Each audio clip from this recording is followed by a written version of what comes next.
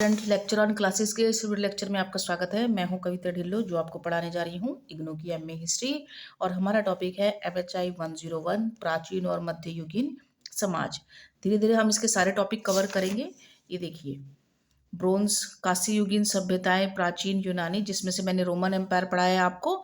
और आपको अब जो नेक्स्ट पढ़ाया है दैट इज फारसी साम्राज्य, उसका मेरा पर्शियन एम्पायर, जिसकी मेरी वीडियो आ चुकी है। इसके साथ इससे रिलेटेड है फारसी साम्राज्य। ठीक है, फारसी साम्राज्य, फारसी साम्राज्य हमने पढ़ लिया। उसके बाद फारसी धर्म भी होता है जिसको पारसी धर्म कहा जाता है। ये भी बहुत इंपॉर्टेंट क्वेश्चन है। तो आपको बेसिक से स्टार्ट करना है कि धीरे धीरे सारी एक एक करके सारी सभ्यताओं के बारे में जानकारी लेनी है। बिकॉज फर्स्ट ईयर का बेस अच्छा होगा तो सेकेंड ईयर में भी आप आराम से अच्छे से पढ़ सकेंगे। राइट, टाइम ना वेस्ट करते हुए वीडियो स्टार्ट करते हैं। मैंने फारसी धर्म तक आपको पढ़वा फारसी साम्राज्य तक मैंने आपको पढ़ा दिया था। तो नेक्स्ट है हमारा फारसी धर्म। पारसी धर्म में क्या होता है कि पारसी धर्म की स्थापना पैगंबर जरथुस्त्र, यानी कि इनका नाम है पैगंबर जरथुस्त्र, याद रखिएगा, जिसको जोरोस्टर के नाम से भी जाना जाता है, ने की थी। ठीक है, पारसी धर्म जो फारसी साम्राज्य था जिसमें हमने क्या पढ़ा था, डेरियस पढ़ा था, डेरियस प्रथम पढ़ा था, साइरस पढ़ा था और कैम्बिसेस पढ़ा था। राइट, मेरी प्रीवियस वीडियो लेक्चर में आप इसको अच्छे से समझ सकते हैं। उसके बाद ये नेक्स्ट स्टार्ट कीजिएगा। ओके, फिर जरथुस्त्र की पारसी धर्म की स्थापक माना जाता है और इस धर्म की स्थापना 6ठी शताब्दी ईसा पूर्व में हुई थी। जरथुस्त्र ने सर्वोच्च देवता अहुरा मज़दा की शिक्षा दी थी और मौजूदा बहुदेववाद में सुधार किया था। बिल्कुल सिंपल भाषा में है। इसका मतलब है कि जो पैगंबर जरथुस्त्र थे वो उन्होंने सर्वोच्च देवता अहुरा मज़दा की पूजा की थी। पहले आपको इस क्वेश्चन के अंदर पहले तो पैगंबर जरथुस्त्र क्या है वो उसके बारे में डिस्क्राइब करना है। फिर जो साइरस और दायरस ने किया था कि कौन सा धर्म अपनाया था और किस तरीके से शासन में धर्म की व्यवस्था थी पारसी धर्म की, उसके बारे में पढ़ेंगे। राइट, तो जरथुस्त्र ने सर्वोच्च देवता अहुरा मज़दा की पूजा की शिक्षा दी और मौजूदा बहुदेववाद में सुधार किया। जरथुस्त्र थोड़ा कंफ्यूजिंग वर्ड है। जरथुस्त्र की शिक्षाओं, उनके उनके छंद, उनकी गाथाएं, जितनी भी शिक्षा है उनके छंद हैं, ये सब हिस्सा जो है एक पवित्र ग्रंथ है अवेस्ता, उसमें संरक्षित है। राइट, उसके बाद आ जाता है जरथुस्त्रवाद क्या है। जरथुस्त्रवाद ये भी आपका एज ए छोटे शॉर्ट नोट्स में आपका क्वेश्चन आ सकता है। जरथुस्त्रवाद अगर डेरियस के बारे में पूछा जाता है तो आप जरथुस्त्रवाद को भी आप डिस्क्राइब कर सकते हैं। ठीक है, कहीं पर डेरियस लिखा हुआ है और कहीं है जो आपकी टेक्स्ट बुक है उसमें दारियस लिखा हुआ है। राइट, तो कंफ्यूज मत होइएगा, दोनों सेम ही है। तो डेरियस प्रथम के समय में जरथुस्त्र फारसी सम्भ्रांत वर्ग का एक प्रमुख धर्म बन गया। परंतु साम्राज्य में रहने वाले जनता, विभिन्न समुदाय अपनी अपनी धार्मिक मान्यताओं को परंपराओं से जुड़े रहे। धर्म तो था ही फारसी धर्म के जरथुस्त्रवाद फारसी सम्भ्रांत वर्ग यानी कि जो अमीर लोग थे वो लोग जरथुस्त्रवाद को मानते थे। जरथुस्त्र यानी कि जो थे पैगंबर, उनको मानते थे और उन्होंने जिस देवता की पूजा करने के लिए कहा था अहुरा मज़दा, उनकी पूजा करते थे। तो वो सम्भ्रांत वर्ग के लोग थे। तो विभिन्न समुदाय अपनी अपनी, और लेकिन जो दूसरे सब वर्ग के लोग थे वो भी अपनी अपनी धार्मिक मान्यताओं और परंपराओं से जुड़े रहे। 5वीं शताब्दी ईसा पूर्व में, ठीक है, 6ठी शताब्दी ईसा पूर्व में तो वो आया था। याद रखिएगा कि ईसा पूर्व जो होता है वो हमेशा उल्टा चलता है। राइट, ईसा पूर्व जो है हमेशा उल्टा चलता है। तो 6ठी आया तो 6ठी से फिर क्या चलेगा, 5वीं। ठीक है, क्योंकि डेरियस जो प्रथम था वो उसका 5वीं शताब्दी ईसा पूर्व में था ना, उसका जो शासन काल था और उनकी मृत्यु 486 ईसा पूर्व में हुई थी। राइट, तो पैगंबर जरथुस्त्र के उपदेश उनके शिष्यों द्वारा प्रचारित किए जा रहे थे। उस समय जब जेरियस था तो उस समय उनके जो उपदेश थे, जिस तरह की वो शिक्षा दे रहे थे, तो उनके शिष्य उसको प्रचारित कर रहे थे। ठीक है, यहाँ तक आई थिंक आपने इसका स्क्रीनशॉट ले लिया होगा क्योंकि आपको 2 या 3 पेज का तो आंसर लिखना ही है, इसलिए मैं आपको रिटर्न में आंसर दे रही हूँ। उसको मैं बोर्ड में भी डिस्क्राइब करती, बट आपको आंसर जो चाहिए वो रिटर्न फॉर्म में चाहिए कि आपको कैसे लिखना है आंसर। राइट, तो मैंने आपके लिए स्पेशली आंसर बनाए हैं। मेदियों में भी इस धर्म को व्यापक पैमाने पर अपनाया जाने लगा, क्योंकि आपने पढ़ा होगा मेरे प्रीवियस वीडियो लेक्चर में कि जो ईरान साम्राज्य था, उसमें पहले मेदियाइयों का कब्जा था, मेदियाई लोग रहते थे, तो वो चले गए वहाँ से, मतलब हार के साइरस ने उनको हरा दिया, लेकिन कुछ लोग जो थे वहाँ पर उनका एक धर्म व्यापक धर्म था।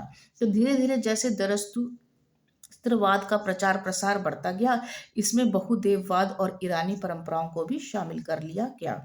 बहुदेववाद यानी कि अलग अलग देवी देवता जो होते हैं उनको भी शामिल कर लिया गया इस धर्म के अंदर, और ईरानी परंपराएं जो थी उनको भी शामिल कर लिया गया। पर जरतुस्त्र ने एक देववाद यानी कि एक ही देवता अहुरा मज़दा पर जोर दिया था। राइट, तो ये जरूर जरथुस्त्रवाद था, लेकिन ईरान में पहले भी बहुदेवीवाद था, यानी कि देवी देवताओं यानी कि पत्थर की जो पूजाएं हैं, पत्थर की जो मूर्तियां हैं उनको बना के पूजा की जाती थी। तो ये मैंने आपको जो है रोमन परंपरा में भी पढ़ाया है कि ऐसा नहीं है कि भारत में ही पत्थरों को भगवान मान के पूजा की जाती है, अपितु फारस में भी, रोम में भी, अभी आप आगे पढ़ेंगे यूनान में भी जो देवी देवताओं की पूजा की जाती थी। देवी देवताओं के जो हमारे ग्रह थे उनकी भी पूजा की जाती थी। तो जिस तरह की स्थिति वहाँ थी, ऐसी स्थिति भारत के पृथ्वी के दूसरे जो देश थे, साम्राज्य थे, उन पर भी ऐसी स्थिति हो रही थी। ठीक है, हिस्ट्री को इंटरेस्ट के साथ पढ़ेंगे तो बहुत अच्छी लगेगी और समझ भी आएगी और याद भी रहेगा। ठीक है, आप इसको स्क्रीनशॉट लेते रहिए साथ साथ। जैसे जैसे सिद्धांतों का विकास होता चला गया, इसमें ब्रह्मांड को चलाने वाली दो विरोधी शक्तियों की बात की जाने लगी। अब धर्म जब बन जाता है तो उसमें आपको कहते हैं कि भाई तुम इस धर्म को मानोगे तो ये अच्छाई है, और इसके खिलाफ अगर गलत काम करोगे तो वो अंधकार है, वो बुराई है। इसी तरीके से इसमें भी ब्रह्मांड को चलाने वाली दो विरोधी शक्ति की बात की जाने लगी। एक और प्रकाश और अच्छाई की बातें, और दूसरी ओर अंधकार और बुराई की बातें। राइट, यहाँ तक क्लियर है। उसके बाद है कि दोनों के बीच एक संघर्ष सा चलता रहा कि अच्छाई और बुराई, जैसे कि हमारे यहाँ पर होता है कि रावण ने बुराई की थी तो उसको इसलिए जलाया जाता है, और अच्छाई जो होती है, सत्य की जीत होती है। इसी तरीके से वहां पर भी पैगंबर जरस्तुस्त्रवाद यही था कि अच्छाई होगी तो वो प्रकाश है, अगर बुराई होगी तो वो अंधकार है। राइट, इसमें आप एक्सप्लेन और भी अच्छा कर सकते हैं ऐड करके अपनी लैंग्वेज में। अहुर मजदा, ये अहुर मजदा है। राइट, अहुर मजदा प्रकाश और अच्छाई की ताकत थी, और उसे दिव्य प्रकाश और बुद्धि का देवता माना जाता था। जरस्तुतवाद में अग्नि पूजा मुख्य अंग थी, क्योंकि उसमें जैसे हमारे यहाँ पर हवन वगैरह होते हैं तो उसमें भी अग्नि पूजा होती थी। और अग्नि, बिकॉज अग्नि जो है, जो आग जो होती है, वो अंधकार के खिलाफ प्रकाश को प्रतीकित करती थी, इसलिए वहां पर उसमें अग्नि पूजा की जाती थी जरस्तुस्त्रवाद में। ठीक है, बाद में जरतुस्त्रवाद में कई अन्य देवी देवताओं को भी शामिल कर लिया गया। राइट, उसके बाद है कि डेरियस प्रथम ने अपने आप को जरतुस्त्रवाद के आराधक के रूप में प्रदर्शित किया। राइट, डेरियस प्रथम ने फिर इसको अपना ही लिया था, जरतुस्त्रवाद को। ओके, फिर जरथुस्त्र फारसी साम्राज्य के प्रमुख धर्म के रूप में उभरा। राइट, परंतु फारसी साम्राज्य के रूप में उभर गया, लेकिन डेरियस ने ये नहीं कहा कि इसको तुम अपनाओ और दूसरे धर्म को प्रतिबंधित किया, ये ऐसा डेरियस ने नहीं किया था। तो इसके शासकों ने कभी भी इस धर्म को यहाँ की जनता पर लादने की कोशिश नहीं की। ये समझ आ रही है, जनता को पर लादने की कोशिश नहीं की। बाकी हमने दूसरी जगह क्या पढ़ा, रोमन साम्राज्य में ईसाई धर्म को जब मान्यता मिल गई तो दूसरे सभी धर्मों पर प्रतिबंध लगा दिया गया, लेकिन फारसी साम्राज्य में ऐसा नहीं हुआ।